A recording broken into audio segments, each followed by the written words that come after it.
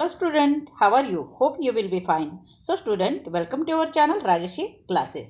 So student, today in this video we are going to learn 7th standard science chapter number 11, cell structure and microorganism. So this is the first lecture of this lesson. So student, if you like this video, then like it, share it and subscribe it, and also click the bell icon, then you will get a latest notification of our video. Okay, so let me start the lesson 11, cell structure and microorganism. Open your textbook page number 71 and see here. Okay, so let's recall. There is given one question. What is the name of a minute component of which the body of living organism is made?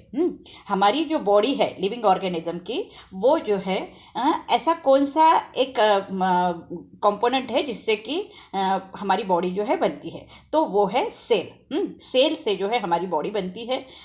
Cell जो है पहले जो एक बहुत minute particle होता है, फिर वो जो है डिवाइड होके फिर टिश्यू बनते हैं, फिर टिश्यू के बाद में जो है फिर हमारी जो ऑर्गन सिस्टम के बाद में एक ऑर्गेनिज्म बनता है, मतलब बॉडी बनती है. इस तरह से जो है हमारी जो बॉडी है वो सेल से बनती है. तो next question is there, is the number of the smallest unit the same in bodies of all living organism? अब बहुत सारे लिविंग ऑर्गेनिजम्स है, प्लांट्स है, एनिमल्स है, माइक्रो ऑर्गेनिजम्स है. क्या सबकी जो बॉडी जो है लिविंग ऑर्गेनिज्म की, उसमें जो स्मॉलेस्ट यूनिट है, जो सेल है, वो सेम होते हैं? तो नहीं, सब में जो है अलग अलग होते हैं. किसी का सेल स्ट्रक्चर बड़ा होता है या फिर किसी का सेल स्ट्रक्चर कम होता है, किसी में सेल नंबर्स जो है कम होते हैं, किसी में ज़्यादा होते हैं. तो इस तरह से जो है अलग अलग सेल जो है वहाँ पर होते हैं. ओके, तो let we study the cell. We have learned that cellular organization in the primary characteristics of all living organisms, and that the cell is the fundamental structure and functional unit of a living organism. तो हमने देखा है कि cellular organization in the primary characteristic of all living organism, cell का जो structure है, cell का जो ऑर्गेनाइजेशन है, जो ग्रुप ऑफ अ सेल है, तो वो जो है मिलके हमारी जो है एक बॉडी बनती है. ठीक है, and that the cell is the fundamental structure. और जो सेल है वो जो है प्राइमरी स्ट्रक्चर हमारा जो है प्राइमरी स्ट्रक्चर जो है वो होता है. ठीक है, एंड लिविंग ऑर्गेनिज्म जो भी है वो किससे बनता है? सेल से बनता है. ओके, तो यहाँ पे एक चार्ट दिया हुआ है, कंप्लीट द फ्लो चार्ट. अब यहाँ पे दिया है वर्ड सेंटेंस. वर्ड्स जो है वो किससे बनता है? लेटर से बनता है. लेटर जो मिलके जो है वो क्या बनता है? वर्ड बनते हैं. और वर्ड, बहुत सारे वर्ड जो मिलने के बाद में क्या बनता है? सेंटेंस बनता है. जैसे कि यहाँ पे दिख रहा है, we have learn that cellular organization is the primary characteristic of all living organism.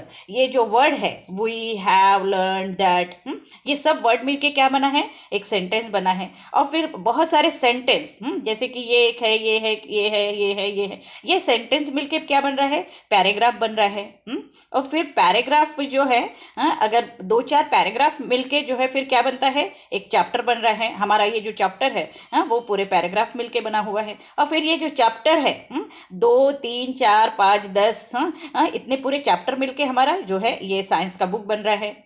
तो इस तरह से जो है ये लेटर से जो है आगे की प्रक्रिया जो है वो शुरू होती है. सो we see the structural organization of a book in the above flow chart. तो similarly there are a organizational level in living organism too. और इसी तरह से जो है जो हमने अभी फ्लो चार्ट में देखा कि लेटर से वर्ड, वर्ड से सेंटेंस, सेंटेंस से फिर पैराग्राफ बन रहा है, वैसे ही लिविंग ऑर्गेनिज्म में भी जो है कुछ ऐसी ही जो है ऑर्गेनाइजेशन होती है. So these are cell. पहले जो है सेल रहता है. सेल जो है वो डिवाइड होके फिर क्या बनता है? टिश्यू बनता है, और फिर टिश्यू जो है, टिश्यू के जो ग्रुप जो है वो बनते हैं, और वो टिश्यू फिर क्या बनाता है, ऑर्गन बनाता है, जैसे कि डाइजेस्टिव ऑर्गन हो गया, रेस्पिरेटरी ऑर्गन हो गया, ये सब जो है ऑर्गन्स अलग अलग बनते हैं। और ये सब ऑर्गन ब्लड सर्कुलेटरी ऑर्गन है, या फिर डाइजेस्टिव सिस्टम है, रेस्पिरेटरी सिस्टम है, सर्कुलेटरी सिस्टम है, ये सब जो सिस्टम्स है, ऑर्गन सिस्टम्स जो है वो मिलके फिर क्या बन रहा है, एक ऑर्गेनिज्म बन रहा है, मतलब एक बॉडी बन रही है। ठीक है, इसी तरह से हमारा जो ऑर्गेनाइजेशन लेवल जो है हमारे लिविंग ऑर्गेनिज्म में होता है। ठीक है, तो cell forms the basic of the structure, ही जो है बेसिक स्ट्रक्चर जो होता है वो ऑर्गेनिज्म का वो बनाता है, और उसमें जो भी ऑर्गन्स होते हैं, ऑर्गन सिस्टम्स होती है, वो अपने अपने फंक्शन करके वो लिविंग ऑर्गेनिज्म जो है जिंदा रहता है। So it is only with the help of cell that living organism carry out all their different life processes. इस सेल के हेल्प से ही जो है लिविंग ऑर्गेनिज्म जो है अपने सारे जो लाइफ प्रोसेसेस है वो जो है उसके उस सेल की वजह से जो है वो होते हैं। ठीक है, next, use your brain power. हाँ, यहाँ पे ब्रेन पावर का यूज करना है हमें। Where do the life processes of unicellular organism take place. अब यूनिसेल्युलर ऑर्गेनिज्म जो है जैसे कि अमीबा है, तो उसके लाइफ प्रोसेसेस जो है वो कहाँ पर होते हैं, तो यूनिसेल्युलर ऑर्गेनिज्म के सारे लाइफ प्रोसेसेस उसके मतलब उसके बॉडी में ही जो है होते हैं। यहाँ पे जो है पिक्चर्स बताए गए ऑर्गेनाइजेशन इन लिविंग ऑर्गेनिज्म। ये ऑर्गेनाइजेशन इन लिविंग ऑर्गेनिज्म, जैसे कि ये सेल है, सेल से जो है बहुत सारे सेल मिलकर क्या बन रहा है, टिश्यू बन रहा है। टिश्यू के ग्रुप जो है वो मिलकर क्या बन रहा है, एक ऑर्गन बन रहा है। और फिर ये जो ऑर्गन है, हर एक मतलब हमारे शरीर में जितने भी ऑर्गन्स होते हैं वो सब मिलके जो हमारी क्या बन रही है, बॉडी बन रही है। ठीक है, तो इस तरह से यहाँ पे जो है सेल का स्ट्रक्चर दिया हुआ है। नेक्स्ट जो है great scientist, in 1665 a scientist Robert Hooke observe a thin section of a cork under a microscope. तो रॉबर्ट हुक नाम के जो एक साइंटिस्ट है, जिन्होंने 1665 को जो है एक थीन सेक्शन ऑफ अ कॉर्क जो है वो किसके अंदर में देखा, उन्होंने माइक्रोस्कोप के अंदर देखा। तो in this section he saw hexagonal compartment like those of a bee hive. तो उन्होंने देखा कि जैसे कि बी हाइव्स का जो हाउस होता है, वैसे ही जो कंपार्टमेंट जो है उन्होंने हेक्सागोनल कंपार्टमेंट जो है उन्होंने माइक्रोस्कोप में देखा। सो ही नेम दोज कंपोनेंट सेल, और फिर जो है उन्होंने उस कंपार्टमेंट को क्या नेम दिया, सेल दिया। So this term is derived from the Latin word cella. और ये जो सेल वर्ड है वो किससे आया है, लैटिन वर्ड सेला से आया है, विच मीन स्मॉल रूम। मतलब सेला का मीनिंग क्या है, small room. Okay, in 1836, the two scientists M.J. Schleiden and Theodore Shevon formulated a theory about cellular structure, which stated all the living organisms are made up of a cell, and the cell is the fundamental component of a living organism. उसके बाद में 1836 में जो दो scientist है, MJ शेल्डॉन and Theodore शेवान, इन्होंने जो है उन्होंने बताया कि ऑल द लिविंग ऑर्गेनिज्म, मतलब जितने भी लिविंग ऑर्गेनिजम्स है वो किससे बने होते हैं, सेल से बने होते हैं, and cell is the fundamental component of living organism. और ये जो सेल है वही जो है हमारा मेन जो है कंपोनेंट है लिविंग ऑर्गेनिजम्स का। सो इन 1885 रुडोल्फ विर्कोव जो है इन्होंने क्या कहा, stated that all cells are form from pre existing cell. तो मतलब ये जो ऑल सेल्स है, जितने भी सेल्स है वो मतलब प्री एग्जिस्टिंग सेल से बने हैं, मतलब उसके पहले सेल से जो है वो डिवाइड होके जो है वो बने हैं। तो इस तरह से जो है ये जो ग्रेट साइंटिस्ट है उन्होंने सेल के बारे में जो है हमें बताया है। Measurement and observation of a cell. Next is the measurement and observation of a cell. In 1673 Anton van Leeuwenhoek assembled various lenses to construct a microscope. अब ये जो एंटोन वैन लियोवेनहूक जो है, इन्होंने 1673 में जो है बहुत सारे अलग अलग लेंसेस जो है वो कंस्ट्रक्ट किए, जिससे कि मतलब माइक्रोस्कोप में जो है जो लेंस लगता है, जिससे हम जो है कोई भी ऑर्गन्स को की स्टडी जो है उसके अंदर हम करते हैं, तो वो लेंसेस जो है उन्होंने कंस्ट्रक्ट किए माइक्रोस्कोप के. So he was the first to observe live bacteria, और वही जो है पहले इंसान है जिन्होंने लाइव बैक्टीरिया मतलब जिंदा बैक्टीरिया जो है and protozoa cell under the microscope, उन्होंने जो है जिंदा बैक्टीरिया और प्रोटोजुआ सेल्स जो है उन्होंने माइक्रोस्कोप में देखे. Cell are extremely minute in size, और उन्होंने बताया कि सेल जो है बहुत ही एक्सट्रीमली माइन्यूट इन साइज होता है. We can not see cell with the naked eye, हम जो है खुली आंख से जो है उसको नहीं देख सकते. Micrometer and nanometer are the unit used for measuring their size. अगर उसका साइज अगर हम अगर मेजर करते हैं तो माइक्रोमीटर या फिर नैनोमीटर जो है उसका साइज होता है. The compound microscope is used for observing cell. और so an object on a glass slide magnified many times by the lenses of this microscope.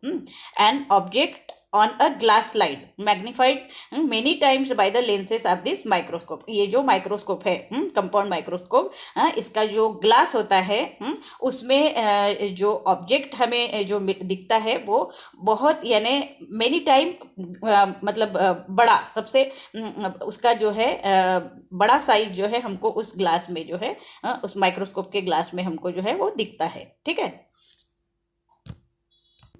यहाँ पे जो है कंपाउंड माइक्रोस्कोप का एक स्ट्रक्चर जो है वो दिया हुआ है. आप देख रहे हो ये आईपीस है उसका.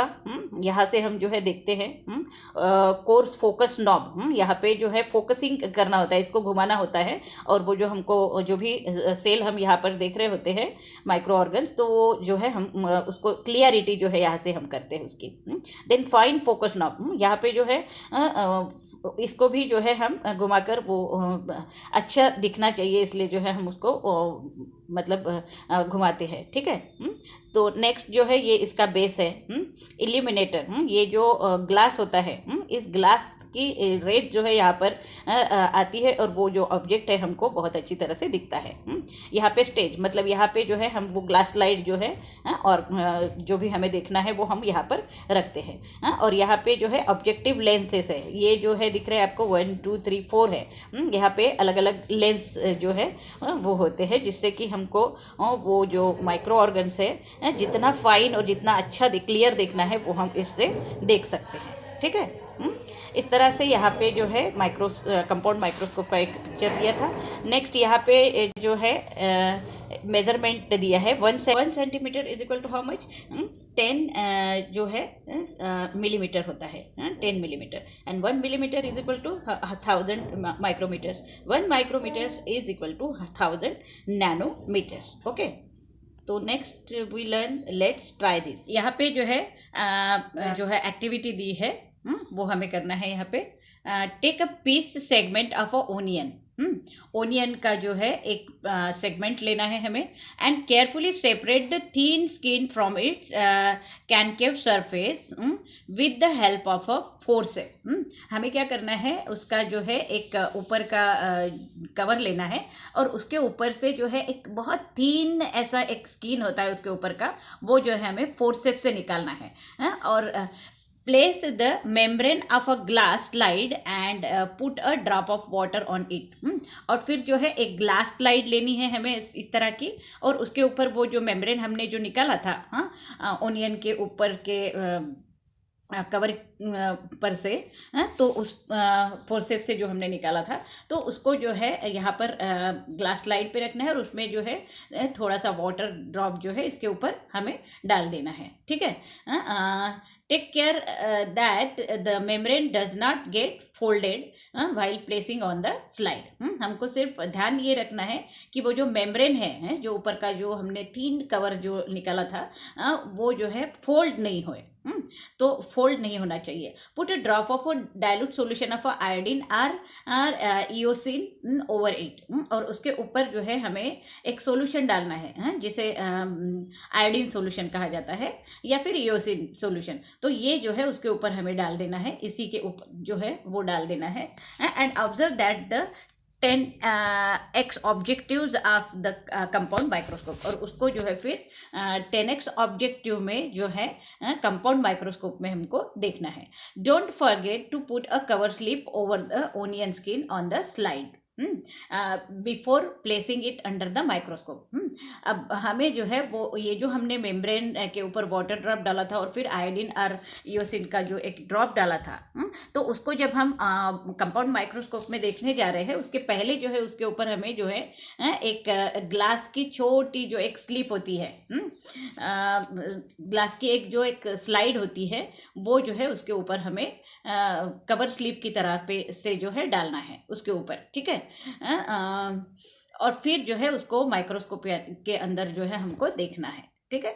सो in the same way observe cell from various part of a plant like leaves, bark, root tips etcetera.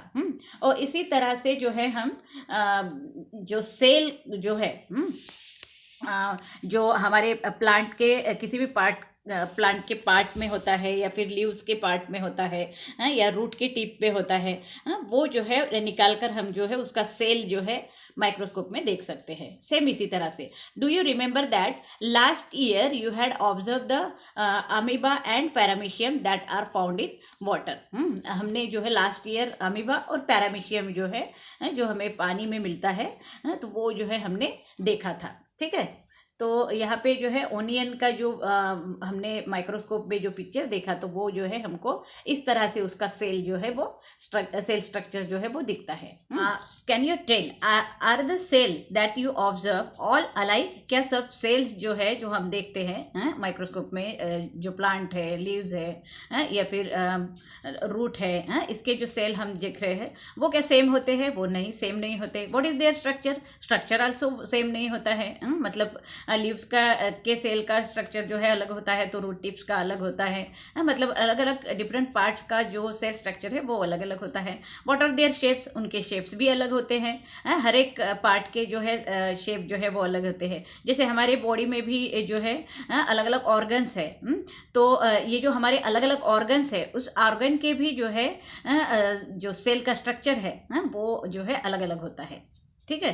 तो यहाँ पे जो है सेल साइज जो है वो दिया हुआ है। सेल के साइजेस के बारे में यहाँ पे बताया गया है। There is a great variation in shape of a cell. जो सेल के शेप्स होते हैं उसमें भी जो है बहुत वेरिएशन होते हैं, मतलब अलग अलग शेप जो है अलग अलग सेल के होते हैं। So their shapes are mainly related to their function. और ये जो शेप्स है वो किससे रिलेटेड होते हैं? उस ऑर्गन के फंक्शंस के से रिलेटेड होते हैं। Observe the cells of a different shape shown below. यहाँ पे जो है अलग अलग जो है सेल्स के शेप्स जो है यहाँ पर दिखाए गए हैं। तो यहाँ स्पाइरोगायरा दिख रहा है आपको। ये जो स्पाइरोगायरा है जो यूनिसेलुलर एनिमल्स होता है, इसके सेल का साइज जो है वो अलग होता है। देन अमीबा जो है, ये अमीबा जो है इसके सेल का शेप भी जो है वो अलग होता है। रेड ब्लड सेल्स जो है गोल होते हैं, आप देख रहे हो यहाँ पे। नेक्स्ट जो सरफेस सेल जो है, सरफेस सेल का साइज भी जो है वो अलग होता है। मस्कुलर सेल दिया हुआ है, उसका साइज अलग है। और बोन सेल, बोन का सेल जो है वो इस तरह से होता है। एंड एग सेल जो है वो इस तरह से होता है। नर्व सेल जो है आप देख रहे हो वो इस तरह से होता है। तो ये स्पर्म है, स्पर्म सेल जो है वो इस तरह से होता है। तो अलग अलग फैट सेल दिया है, फैट सेल जो है इस तरह से होता है। तो अलग अलग जो हमारे बॉडी के जो ऑर्गन्स है वहाँ के जो है जो सेल है जिससे वो ऑर्गन बना है, तो वो जो सेल है उसका स्ट्रक्चर जो है शेप जो है वो अलग अलग होता है, ठीक है। So these are the shapes of a cell of our animal body. So these are the shapes of the cell of our body parts. Okay, next जो है cells are of a many different shape. Cells के जो है वो अलग अलग different shapes होते हैं. एग्जांपल सर्कुलर है, रॉड शेप है, कॉलमनार है, स्पाइरल है, ओवल है या रेक्टेंगुलर. ये जो है अलग अलग शेप जो है हमारे सेल्स के होते हैं. Then each cell contain various component of carrying out the life processes of the living organism. और हर एक सेल में जो है कुछ कंपोनेंट्स होते हैं जो हमारे क्या करता है, जो हमारी लाइफ प्रोसेस है लिविंग ऑर्गेनिज्म की, उसको जो है कैरी करता है. ठीक है. These components are called organelles. और उसे जो component सेल में होते हैं उसे क्या कहा जाता है, organelles कहा जाता है. So these organelles are studied in detail with the help of the electron microscope. अब ये जो organelles है उसकी डिटेल स्टडी अगर हमको करनी है, सेल के जो organelles है उसकी डिटेल स्टडी अगर हमको करनी है तो उसको जो है हमें इलेक्ट्रॉन माइक्रोस्कोप में जो है वो देखना पड़ेगा. Which can magnified image up to 2 billion times their actual size. जिससे कि हम जो इलेक्ट्रॉन माइक्रोस्कोप में जब वो सेल को देखते हैं तो उसका जो साइज है वो 2 बिलियन टाइम जो है वो बड़ा हो जाता है और उसमें जो है हम उसकी अच्छे से स्टडी कर सकते हैं. Okay, so there are 2 main type of a cell. तो सेल जो है वो 2 अलग अलग टाइप के होते हैं, एनिमल सेल और plant cell.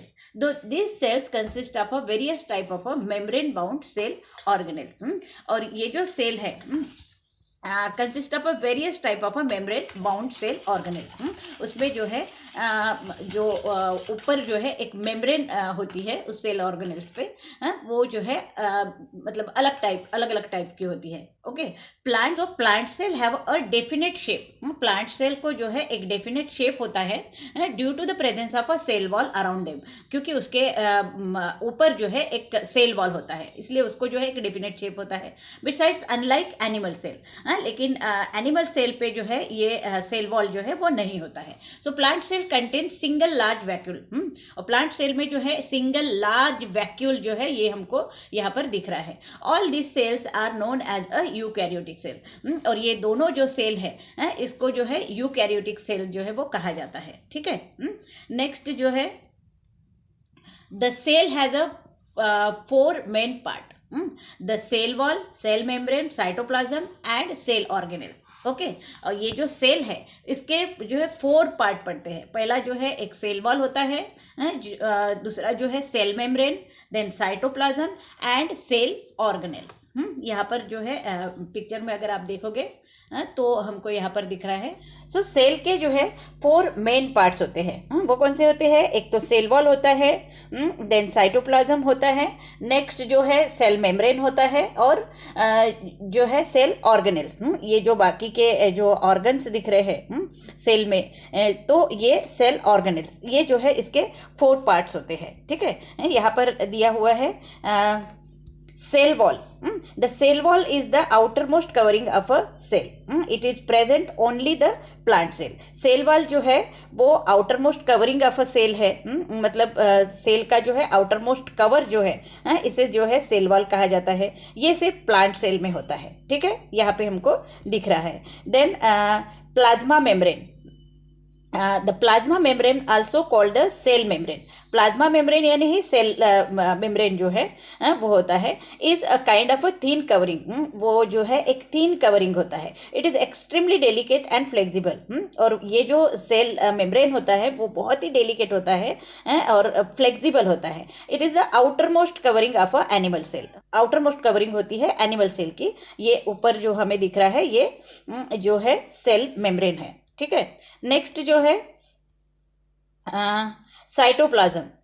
The liquid part in the cell present around the nucleus is called the cytoplasm. ये जो साइटोप्लाज्म है वो न्यूक्लियस के आसपास का जो पार्ट होता है, जो लिक्विड जो होता है आसपास, उसे जो है साइटोप्लाज्म कहा जाता है. It occupied the space between the plasma membrane and nucleus. Cell organelles are scattered in the cytoplasm. ये जो साइटोप्लाज्म है वो जो है मतलब हमको जो है पूरे सेल में जो है वो फैला हुआ दिखता है। न्यूक्लियस के आसपास का जो पूरा जो प्लेस है वो साइटोप्लाज्म से भरा हुआ होता है। और ये जो साइटोप्लाज्म है it occupies the space between the plasma membrane and nucleus. ये जो प्लाज्मा मेम्ब्रेन के आसपास का जो पूरा एरिया जो है वो साइटोप्लाज्म से भरा हुआ होता है। Cell organelles are scattered in the cytoplasm, और इस साइटोप्लाज्म में ये जो सेल ऑर्गेनेल्स दिख रहे हैं ये जो है मतलब फैले हुए होते हैं। ठीक है, नेक्स्ट जो है सेल ऑर्गेनेल्स। सेल ऑर्गेनेल्स क्या होता है?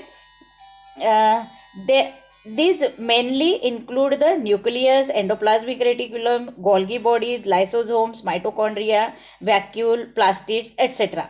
ये बाकी के जो भी पार्ट्स है जो सेल में होते हैं तो वो जो है वो साइटोप्लाज्म में जो है फैले हुए होते हैं।